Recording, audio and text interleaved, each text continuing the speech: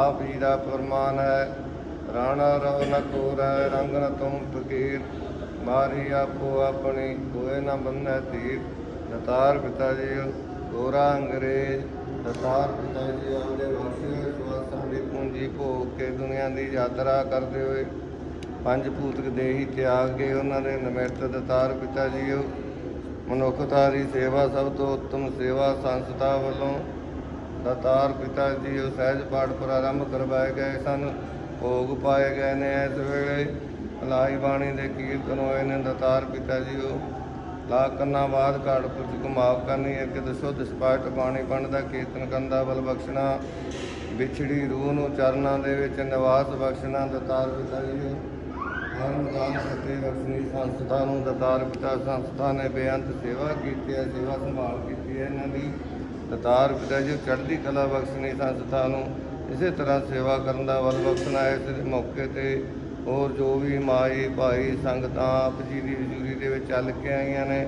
शारदा के तिलपुर पीड़ा हाजिर कर दिया ने मंजूर करो सब दियाँ हाजरियां दर मंजूर करना सच्चे पातशाह मेहरबान खजाने भंडारे भरपूर करने बोले सो निहाल वाहिगुरू जी का खालसा वाहिगुरू जी की खालसा वाहिगुरू जी की फतेह। सारे नगर वासी सारियां भैणां साडे बच्चे सारे बजुर्ग सारियां मावां दा पहले तां बहुत धन्नवाद जिन्होंने आके अज बापू गोरे अंग्रेज के अंतिम अरदास के शामिल हो के उस इंसान की खातर वाहिगुरू नूं अरदास कीती, जिहदा ये भी नहीं पता कौन आ, वो किहड़ी मां दे पेटों जम्मिया, किहड़े देश तो आया सी, किवें इत्थे पहुंचिया, किवें इन्हां हालातां दे विच पै गया। उहदी आत्मा की शांति वास्ते अकाल पुरख वाहिगुरू नूं अपने चरणों च निवास बख्शण वास्ते तुसीं सारिआं ने अरदास कीती। तुहाडा तहे दिलों धन्नवाद करदे ते नाल ही मैं भी दसना चाहुंदा कि आपां कर्म वाले आ, आपां भाग्यां वाले आ जिहड़े इदां दे मौके अपने नगर नूं जे आपां नूं गुरु साहब ने बख्शे आ। गुरु अंग्रेज एक किसी होर कंट्री का इंसान सी, ये गल सच आ, क्योंकि डॉक्टरों के कहण ते जां साडे आले दुआले पता करन ते करीब यही गल सामने आई कि वो पता नहीं किदों किवें कित्थे इत्थे इंडिया दे विच आया। हरिद्वार तो होंदा होया जिवें कुछ पुराने बंदियां ने उत्थे राजपुरे सानूं दस्सिया कि राजपुरे स्टेशन ते आके उतर गया। उत्थे राजपुरे स्टेशन ते एक नारायण ढाबा सीगा जी, नारायण ढाबे ते आके ने प्रसादा पानी छकिया। वो भी गुरु प्यारे सी बंदे, रब नूं मनण वाले सी। उन्होंने इहनूं साधु की वेशभूषा दे विच देख के ते एक अंग्रेज होने के नाते उन्होंने इहदा इज्जत मान किया, इहनूं प्रसादा पानी छकाया, तो इहनूं कुछ उन्होंने कपड़े भेंट कीते। इहदा बंदे का मन ही उत्थे लग गया। ये उत्थे उसे ढाबे के उपर अक्सर आ जाता, आके उस ढाबे के उपर प्रसादा पानी छकदा। हौली हौली समा निकलता गया, ढाबे वालियां नाल जुड़ता गया। उन्होंने भांडे साफ करा देने, उन्होंने झाड़ू पोछा लगा देना। यानी कि अक्सर ट्रेन चढ़ जाता सी, दिल्ली वाल चले जाता सीगा, कदे 2 दिन बाद वापस आ जाना, उत्थे राजपुर स्टेशन ते उतरना, कदे इधर जम्मू वाल चढ़ जाना ट्रेन, किते जानी कि इदां दे धार्मिक स्थानां दे उपर ही सारा जिंदगी उहने चक्कर लाई गया। ते जिन्ने उहदे कोले पैसे हुंदे सीगे कोले, उहने 100 दे नोट जां 500 का नोट जे उहनूं किसी ने दे देना, उन्होंने इस तरीके नाल रखना जेब दे विच जिवें कोई कूड़ा करकट हुंदा। पर 10-10 के नोट उन्हें हमेशा इदां तह ला के रखने, जेबां दे विच नोट भरे हुंदे सी उन्हां दे, क्योंकि उहदे लई 10 का नोट इदां सी कि उहनूं हर चीज़ 10 का नोट दे के मिल जाती सी। एक तो गुंगा, एक तो घोड़ा सी, एक तो शायद अपनी इत्थों दी रीति रिवाज जां तरीकिਆਂ ਨੂੰ नहीं समझ पाਉਂਦਾ, ते हर चीज़ चाह पीनी वो भी 10 रुपए दी आ, ते जे प्रसादा पानी किते छकना जां कुछ खाना करोड़ के उपर भी 10 रुपए का मिल जाता। तो इदां ही करदा वो जिंदगी बतीत कर रहा सी। करीब 16-17 साल उस बंदे ने राजपुरी की धरती में अपना घर बनाया।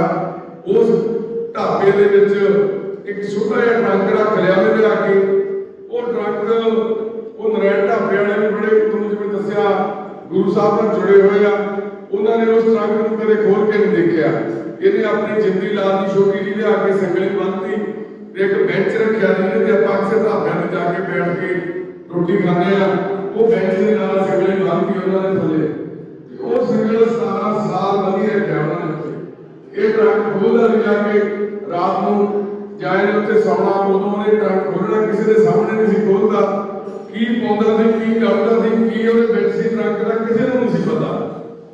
पर उस तो बाद अज तो कुछ 2 साल पहला उन्होंने दसन मुताबिक ये मूँह के उपर कोई जख्म हो गया, कोई फोड़ा फैंसी हो गई, तो उन्होंने इनू दवाई दारू दवाने की कोशिश की, तो इन्हें नहीं ली, तो वो जख्म बढ़ता गया। तो उन्होंने एक दिन इन्हू जबरदस्ती मोटरसाइकिल से बिठा के सिविल हॉस्पिटल लै गए। तो सिविल हॉस्पिटल वाले ने उस बापू का इलाज करने को मना करता, कहते जी ये किसी होर कंट्री का, कल कोई चक्कर पै जाऊ, इन्हों तो तुसीं कहते वड्डे हस्पताल लेके जाओ। चलो उन्होंने जो दवाई माड़ी मोटी वो बाबे ने लै गई। वो बाबा करदा मुड़ के उन्होंने कोले करीब 5-6 महीने गया ही नहीं, कदे इधर उधर ही घूमदा रहा। जो 5-6 महीने बाद दोबारा राजपुरे पहुंचा तो उहदा उपरला जिहड़ा बुल सी अद्धा खत्म हो गया सी जख्म दे नाल। फिर उन्होंने कोशिश की दवाई दवाउण दी, पर गोरे अंग्रेज ने फिर हस्पताल जाने को मना करता।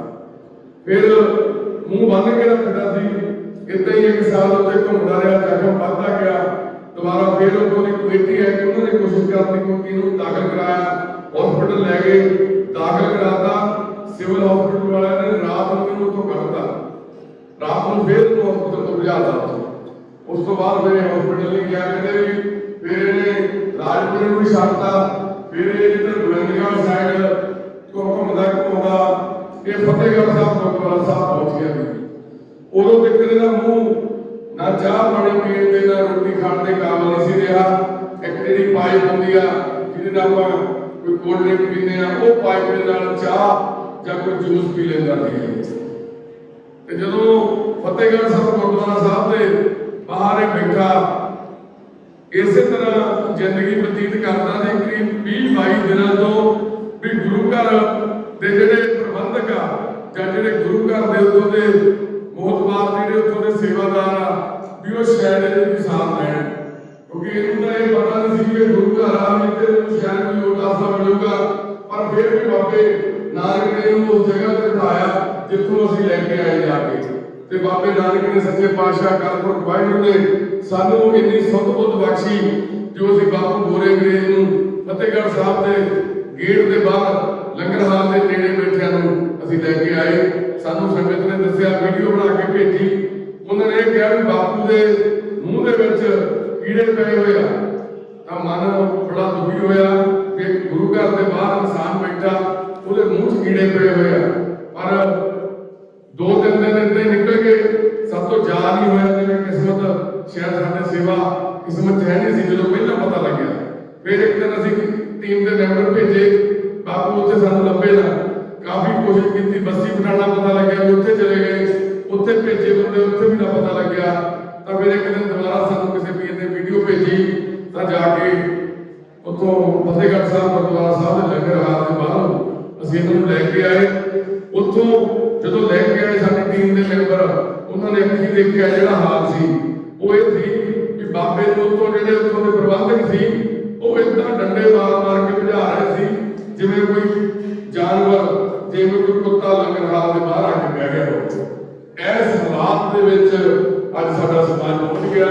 ਸਾਡੇ ਗੁਰੂ ਘਰਾਂ ਦੇ ਪ੍ਰਬੰਧਕਾਂ ਦੀ ਸੋਚ ਇੱਥੇ ਤੱਕ ਨਿਕਲ ਚੁੱਕੀ ਹੈ। ਚਲੋ ਉਸ ਵਾਹਿਗੁਰੂ ਦੀ ਕਿਰਪਾ ਨਾਲ ਅਸੀਂ ਬਾਬੂ ਨੂੰ ਲੈ ਕੇ ਆਏ, ਮੂੰਹ ਦੇ ਵਿੱਚੋਂ ਕੀੜੇ ਕੱਢੇ, ਜਾਨੀ ਕਿ ਥੱਲੇ ਵਾਲਾ ਜਵਾਨਾ ਪੂਰਾ ਕੀੜਿਆਂ ਨਾਲ ਭਰਿਆ ਹੋਇਆ ਸੀ। ਜਦੋਂ ਸਾਡੇ ਕੋਲ ਆਇਆ ਬਾਪੂ 5 ਫਰਵਰੀ 2019 ਨੂੰ ਬਾਪੂ ਸਾਡੇ ਕੋਲ ਆਏ ਸੀ।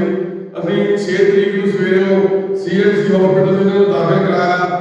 ਉੱਥੇ ਰੇਡੀਓਥੈਰੇਪੀਆਂ ਵਗੈਰਾ ਸ਼ੁਰੂ ਹੋਈਆਂ। ਇਦਾਂ ਹੀ ਇਲਾਜ ਹੁੰਦਾ ਗਿਆ। ਡਾਕਟਰਾਂ ਨੇ ਸਾਨੂੰ ਦੱਸਿਆ ਵੀ ਇਹਦਾ ਹੱਲ ਕੋਈ ਨਹੀਂ, ਇਹਦੀ ਜ਼ਿੰਦਗੀ ਹੈ ਜਿਹੜੀ ਥੋੜੇ ਦਿਨਾਂ ਦੀ ਆ, ਵੀ ਜਿੰਨੀ ਸੇਵਾ ਤੁਸੀਂ ਕਰ ਸਕਦੇ ਆ ਉਹ ਤੁਸੀਂ ਕਰ ਲਓ। ਉਦੋਂ ਛੁੱਟੀ ਕਰਾਈ, ਬਾਪੂ ਜੀ ਸਾਡੇ ਕੋਲੇ ਆ ਗਏ, ਅਸੀਂ ਸੇਵਾ ਕਰਨੀ ਸ਼ੁਰੂ ਕਰਤੀ। ਜ਼ਖਮ ਹੋਰ ਵੱਧਦਾ ਗਿਆ, ਹੋਰ ਤਕਲੀਫ ਵੱਧਦੀ ਗਈ। ਮੈਡੀਕਲ ਹਸਪੀਟਲ ਦਾਖਲ ਕਰਾਇਆ। ਇੱਥੇ ਫਿਰ ਇਹਨਾਂ ਦੀਆਂ ਜਿਹੜੀਆਂ ਹੁੰਦੀਆਂ ਕੀਮੋਥੈਰੇਪੀਆਂ ਸ਼ੁਰੂ ਹੋਈਆਂ ਡਾਕਟਰ ਸਟੀਵ ਜੈਨ ਦੇ ਅੰਦਰ।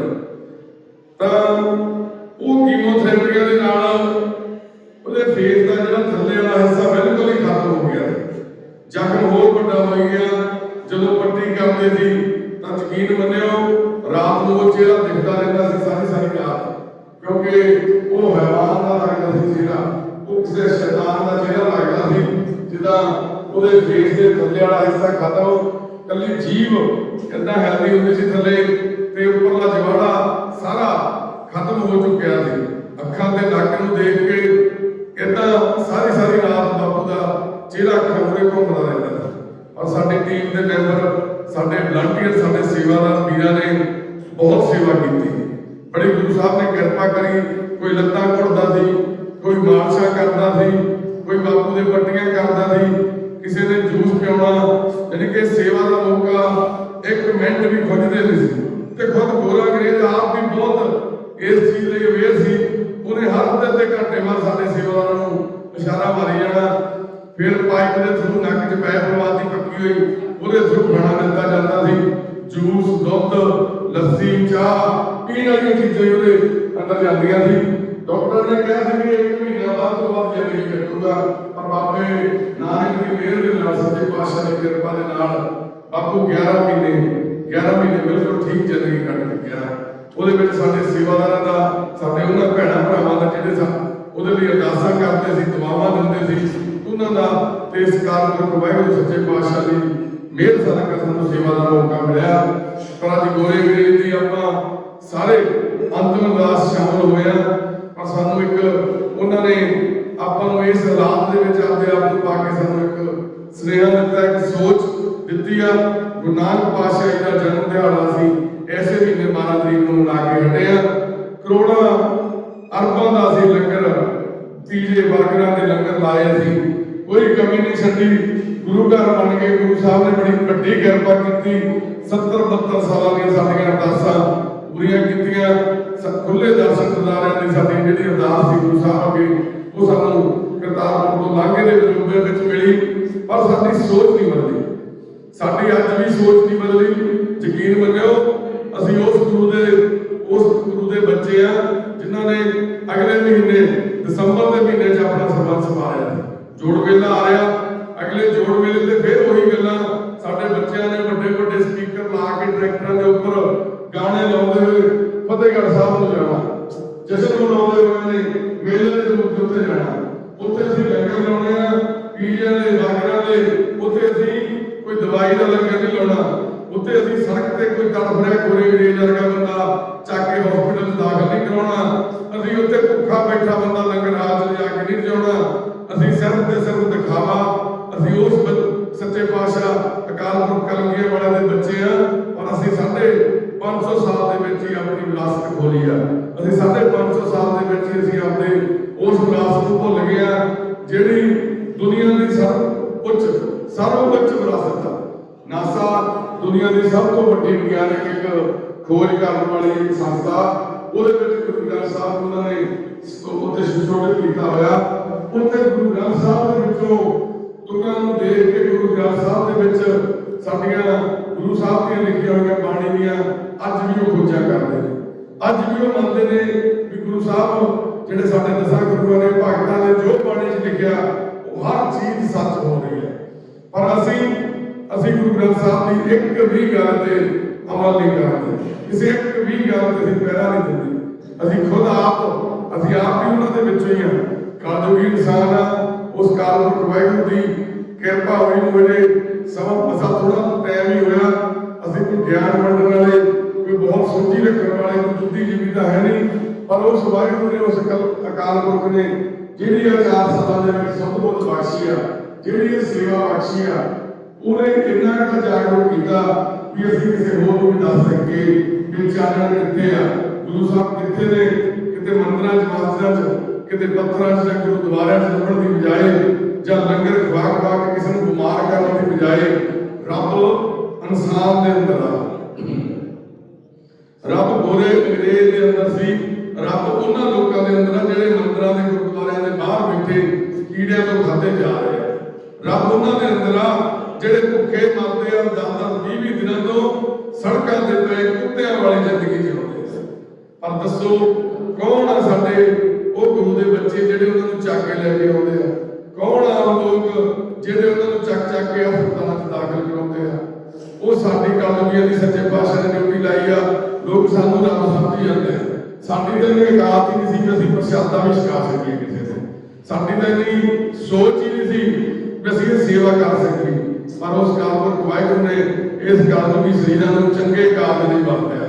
ਗੁਰੂ ਸਾਹਿਬ ਨੇ ਆਪਣੇ ਘਰ ਦੇ ਵਿੱਚ ਨੌਕਰੀ ਬਖਸ਼ੀ ਆ, ਘਰ ਦੇ ਵਿੱਚ ਚੌਕੀਦਾਰਾ ਬਖਸ਼ਿਆ। ਅਸੀਂ ਆਪਣੇ ਵੱਲੋਂ ਪੂਰੀ ਤਨਦੇਹੀ ਨਾਲ ਕਰ ਰਹੇ, ਪਰ ਅਸੀਂ ਸਾਰਿਆਂ ਨੂੰ, ਹਰੇਕ ਇਨਸਾਨ ਨੂੰ ਬੇਨਤੀ ਕਰਦੇ ਆ, ਤੁਸੀਂ ਆਪੋ ਆਪਣੀਆਂ ਡਿਊਟੀਆਂ ਨੂੰ ਸੰਭਾਲੋ। ਜੇ ਗੁਰੂ ਸਾਹਿਬ ਦਾ 550 ਸਾਲਾ ਬਣਾਇਆ, ਉਹ ਤੋਂ ਕੋਈ ਸਿੱਖਿਆ ਲਈਏ। ਕਿਰਤ ਕਰੋ, ਵੰਡ ਛਕੋ ਦੀ ਇੱਕ ਜਿਹੜੀ ਗੁਰੂ ਸਾਹਿਬ ਨੇ ਸਾਨੂੰ ਸਭ ਤੋਂ ਵੱਡੀ ਸੋਚ ਦਿੱਤੀ ਆ, ਉਹ ਕਿਸੇ ਧਰਮ 'ਚ, ਕਿਸੇ ਕੌਮ ਨੂੰ ਨਹੀਂ ਮਿਲੀ ਅੱਜ ਤੱਕ, ਜਿਹੜੀ ਸਾਨੂੰ ਸੱਚੇ ਪਾਤਸ਼ਾਹ ਨੇ ਬਖਸ਼ੀ ਆ। ਜ਼ਬਾਨ ਦੀ ਸੇਵਾ, ਲੋੜਵੰਦ ਤੇ ਗਰੀਬ ਦਾ ਗੁਰੂ ਦਾ ਗੋਲਕ ਦੱਸੋ ਕੌਣ ਕਹਿੰਦਾ? ਸਾਡੇ ਸਿੱਖ ਧਰਮ 'ਚ ਕਹੀ ਗਈ ਆ, ਉਸ ਨਾਨਕ ਪਾਤਸ਼ਾਹ ਨੇ ਕਹੀ ਗੱਲ। ਪਰ ਅਸੀਂ ਅੰਨਾ ਵੰਡੇ ਰਿਉੜੀਆਂ ਮੁੜ ਘਰਦਿਆਂ ਨੂੰ ਦੇਵੇ, ਇਸ ਪ੍ਰਥਾ ਦੇ ਅਸੀਂ ਕਾਬਲ। ਅਸੀਂ ਸਿਰਫ ਆਪਣਿਆਂ ਨੂੰ, ਮਹਿਲ ਮਨਾਰਿਆਂ ਨੂੰ, ਵੱਡੀਆਂ ਕੋਠੀਆਂ ਗੱਡੀਆਂ ਨੂੰ ਤਹਿਰੀਕ ਦਿੰਦੇ ਆ।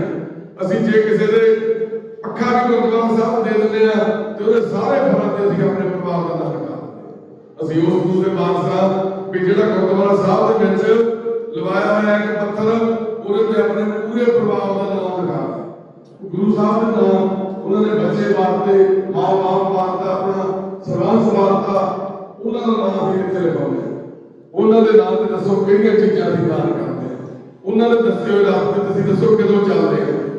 और साडी हथ बन के बेनती आ जे अज भी असीं एकजुट ना होए जे अज भी असीं 550 साल गुरु साहब का जन्म मना रहे हैं ये आप भागण वाले जिहड़े अपने कर्म अपनी उम्र के विच ये दिन आया ये दिन का महत्व सानू समझ आया।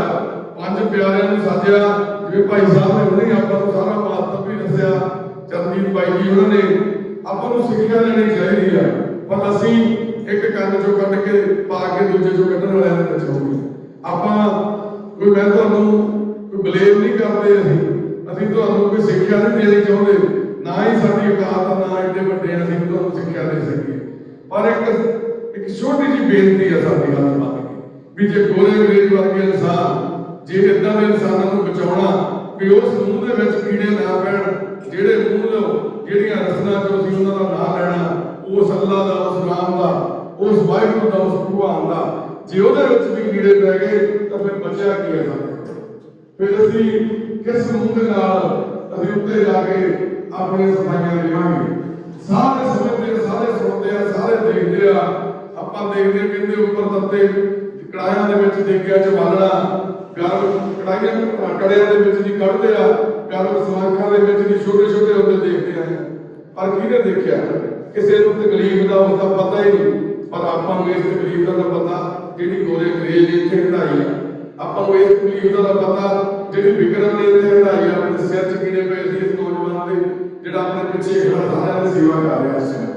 ਇਹ ਨੌਜਵਾਨ ਮੰਦਰ ਦੇ ਬਾਹਰ ਬੈਠਾ ਇਹਦੇ ਸਿਰ 'ਚ ਕੀੜੇ ਪਏ ਹੋਏ ਉਸ ਮੰਦਰ ਦਾ ਪੁਜਾਰੀ ਕਹਿੰਦਾ ਇਹ ਜੀ ਕੁੱਤੇ ਵੇਲੇ ਕਿਹੜਾ ਸਿਰ ਤੇ ਲੈ ਆਉਂਦਾ ਕਹਿੰਦਾ ਅਸੀਂ ਇਦਾਂ ਦੇ ਬੰਦਿਆਂ ਦਾ ਕੀ ਕਰੀਏ।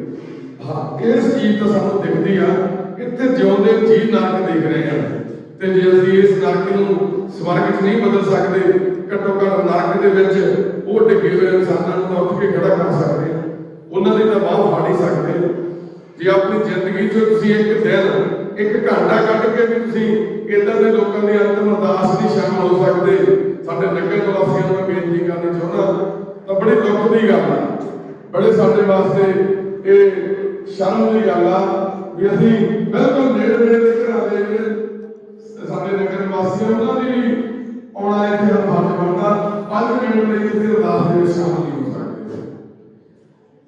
ਇਸ ਗੱਲ ਦਾ ਬੜਾ ਦੁੱਖ ਰਹਿੰਦਾ ਇਸ ਗੱਲ ਦਾ ਬੜਾ ਮਲਾਮ ਰਹਿੰਦਾ ਤੇ ਅਸੀਂ ਕੋਈ ਪਿੰਡ ਨੂੰ ਵੰਡਣਾ ਨਹੀਂ ਚਾਹੁੰਦੇ ਅਸੀਂ ਕੋਈ ਪਿੰਡ ਨੂੰ ਧਿਰਾਂ 'ਚ ਨਹੀਂ ਵੰਡਣਾ ਚਾਹੁੰਦੇ ਨਾ ਅਸੀਂ ਕਿਸੇ ਪਾਰਟੀ ਵਾਈਜ਼ ਨਾ ਕਿਸੇ ਜਾਤ 'ਚ ਨਾ ਕਿਸੇ ਧਰਮ 'ਚ ਸਿਰਫ ਸਾਡਾ ਇੱਕੋ ਹੀ ਮਕਸਦ ਆ ਵੀ ਆਪਾਂ ਨਗਰ ਦਾ ਸਾਂਝਾ ਕੰਮ ਕਰੀਏ। ਇਹ ਸੰਸਥਾ ਸਾਡੇ ਬਾਪ ਦੀ ਨਹੀਂ ਹੈਗੀ ਸਾਡੀ ਆਪ ਦੀ ਨਹੀਂ ਹੈਗੀ ਇਹ ਉਸ ਕਾਲਪੁਰਖ ਵਾਹਿਗੁਰੂ ਦੀ ਬਖਸ਼ੀ ਹੋਈ ਇਸ ਹਸਨਪੁਰ ਨਗਰ ਨੂੰ ਬੜੀ ਵੱਡੀ ਦੇਣ ਸਾਡੇ ਮਰਨ ਤੋਂ ਬਾਅਦ ਸ਼ਾਇਦ ਕੋਈ ਹੋਰ ਇਸੇ ਨਗਰ ਦੇ ਕੋਈ ਨੌਜਵਾਨ ਵੀਰ ਇਸ ਸੇਵਾ ਨੂੰ ਲਾਵੇ ਸ਼ਾਇਦ ਇਸ ਨਗਰ ਦੇ ਕੋਈ ਉਹ ਪਤਵੰਤਾ ਸੱਜਣ ਇਸ ਸੰਸਥਾ ਨੂੰ ਪੂਰੇ ਹੋ ਕੇ ਲੱਗੇ ਉਹ ਸੰਸਥਾ ਸਾਰਿਆਂ ਦੀ ਹੈ।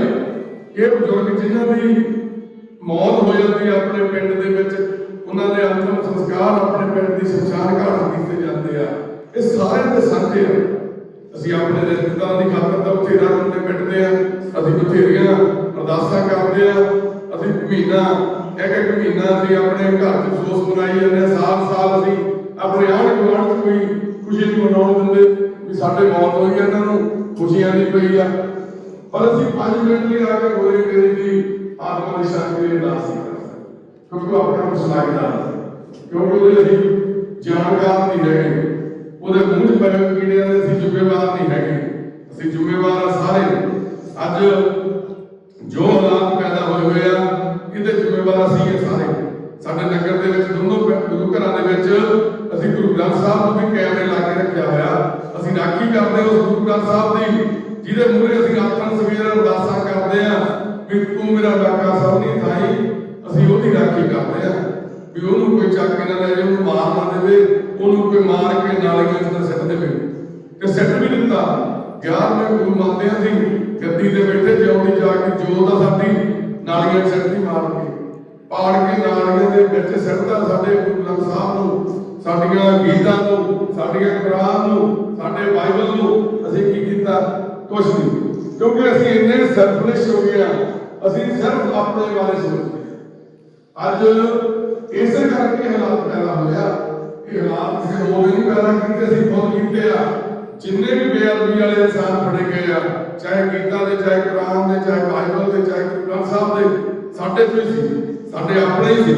वो भी आपदे आप को सिंह भी कहाउंदे सी ते गुरसिख भी कहाउंदे सी, ते जिहड़े बेअदबियां दे उल्ट खड़े आ वो भी साडे आपदे ही आ।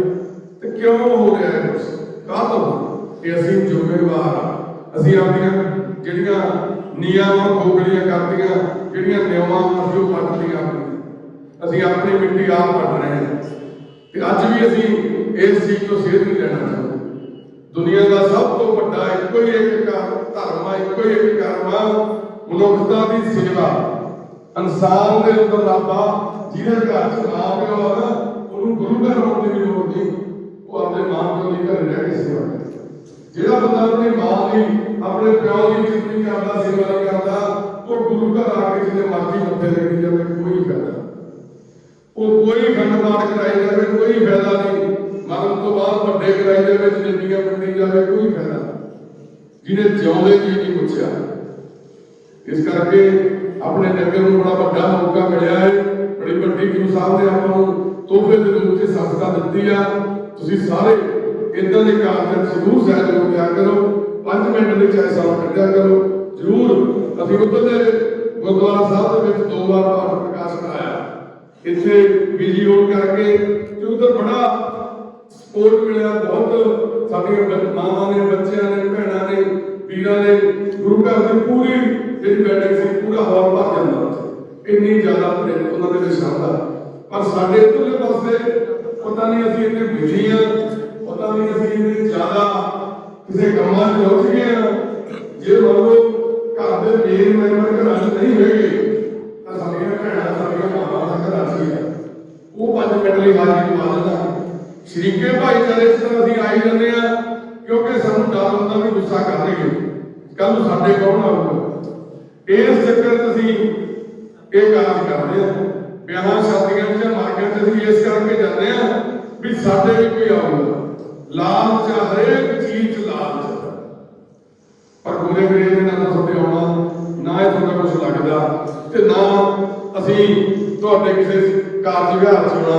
शायद तुहानूं यही लगदा भी उत्थे बैठे जिहड़े कोड़ी पिंगले कीड़ियां नूं खाधे दे इंसानां तों असीं की लैणा, और अपने नगर च बैठे आ, अपने नगर का हिस्सा, अपने नगर नूं गुरु साहब ने बड़ी वड्डी देन बख्शी है। असीं बार-बार कहते हैं, इस करके साडी हत्थ बन के बेनती आ भी साडा सहयोग दिया करो। करना कुछ नहीं, सिर्फ एक अरदास करनी है, प्रसादा पानी छकना, उस इंसान के नाम का बनया हुआ प्रसादा जिहड़ा खुद प्रसादे ने दस का बन गया, उस इंसान का प्रसादा जे कोई छकूगा वो प्रसाद के रूप छकूगा। असीं सोचिया सी भी गोरे के बाबे की एक मुक्ति हुई आ, क्योंकि उस बंदे ने जो तकलीफ इस दुनिया इस पंजाब आके इस गुरु घर की धरती के ऊपर आके झल्ली है, गुरु साहब के चरण छूह प्राप्त धरती के आ गई, वो तकलीफ तो गुरु साहब ने मुक्ति दी है। शायद किसी जन्म का कोई हो जिहड़ा उन्हें भुगत्या तकलीफ, क्योंकि नरक ते स्वर्ग इत्थे ही आ। असीं जो भी करते हैं, जो बीजते हैं उही वढदे हैं। उन्होंने भी शायद किसी कर्मां का फल सी उन्होंने मिल गया, पर असीं किहड़े कर्मां की सज़ा भुगत रहे हैं भी असीं उन्होंने इंसान के आखिरी समय के विच भी शामिल हो सकते। संस्कार वाले दिन 10 बंदे, भोग वाले दिन 20 बंदे, की साडे कोल इन्ना भी समा, साडे कोल इन्ना भी समा भी असीं उन्हां दे इंसानां दे नाल खड़ सकीए जिन्हां दे बारे सानूं गुरु साहब ने क्या खड़दे। असीं सिख घुमाउने अपने आप नूं, पिछे सिंह लाउने, मूहरे सरदार लाउने, पर असीं ना सिंह ना सरदार। पर बाबे नानक ने बड़ी किरपा करी है, अज सच्चे पातशाह ने सानूं ये रूप बख्शिया। असीं अरदास करते हैं गुरु साहब के चरणों में खड़ के भी सानूं बाणी ते बाणा भी बख्शण, ते असीं अपने इस मूँह नाल जिहड़ियां गल्लां कहने आ असीं उन्हां दा निकाबल नहीं हो सकते। पर नगर नूं अज फिर हत्थ बन के बेनती करते हैं भी साडा परिवार दा मैंबर बनया होया, शायद तुहाडा नहीं कुछ लगदा सी, साडा भरा सी, साडा बजुर्ग सी। साडी बेनती आ ਇਦਾਂ ਦੇ ਕਾਰਜਾਂ ਜ਼ਰੂਰ ਸਹਿਯੋਗ ਦਿਆ। ਵਾਹਿਗੁਰੂ ਜੀ ਕਾ ਖਾਲਸਾ, ਵਾਹਿਗੁਰੂ ਜੀ ਕੀ ਫਤਿਹ।